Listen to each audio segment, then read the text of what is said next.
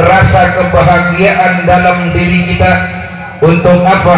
Untuk hari besar kelahiran Nabi besar Muhammad sallallahu alaihi wasallam, dengan ungkapan yang sangat bahagia, dengan ungkapan hati yang penuh dengan kebahagiaan atas dilahirkannya Nabi Muhammad sallallahu alaihi wasallam. Iman yang datang pada saat malam hari ini ada dua.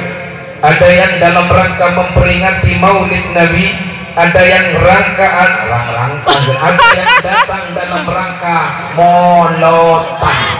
molotan nikah benih maulid Nabi. Molotan nikah artinya colok. Berarti kau lah berpancingan mau tepak kasih molotan, berarti kira entara